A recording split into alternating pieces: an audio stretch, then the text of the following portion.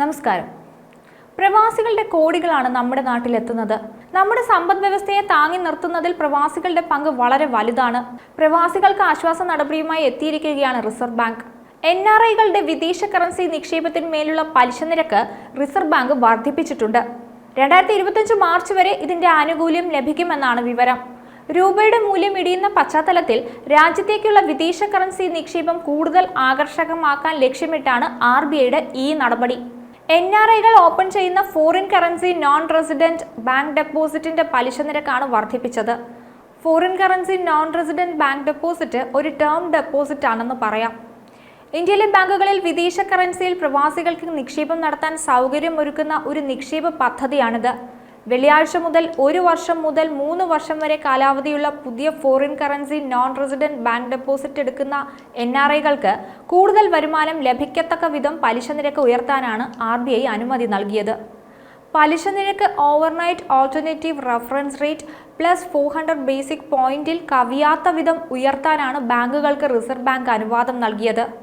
നിലവിലിത് overnight alternative reference rate plus 250 basic point ആണ്. 3 മുതൽ 5 വർഷം വരെ കാലാവധിയുള്ള നിക്ഷേപത്തിന്റെ പലിശ നിരക്കും വർദ്ധിപ്പിച്ചിട്ടുണ്ട്.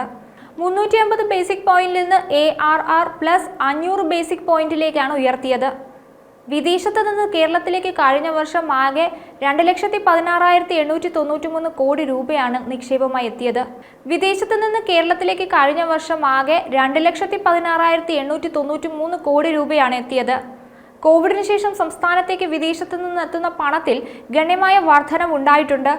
2018 80,092 കോടി രൂപയായിരുന്നു കേരളത്തിലേക്ക് എത്തിയത്. 5 വർഷങ്ങൾക്ക് ശേഷം കണക്ക് പരിശോധിക്കുമ്പോൾ 2 ലക്ഷം കോടിയിലേക്ക് വർദ്ധിച്ചിരിക്കുകയാണ്. 5 വർഷത്തിനിടെ 154% സംസ്ഥാനത്തെത്തിയ വിദേശ പണത്തിലുണ്ടായ വർധന.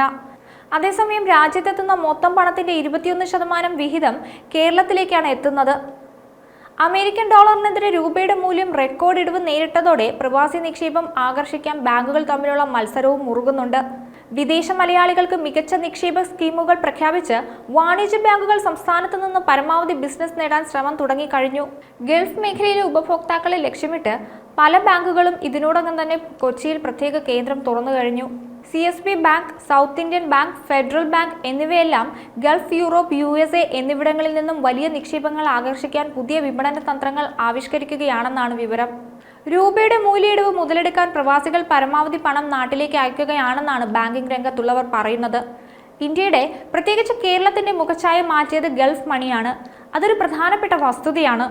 70കളിൽ തുടങ്ങി ഏതാണ്ട് 4 ദശാബ്ദക്കാലം തുടർച്ചയായി നീണ്ടുനിന്ന പ്രവാസ സമ്പദ്ഘടന രാജ്യത്തെ ദാരിദ്ര്യ നിർമ്മാർജ്ജനം മാത്രമല്ല വികസനത്തിനാക്കാൻ കൂട്ടുക കൂടി ചെയ്തിട്ടുണ്ട്. ന്യൂസ് ഡെസ്ക് ഈനാട് മലയാളം.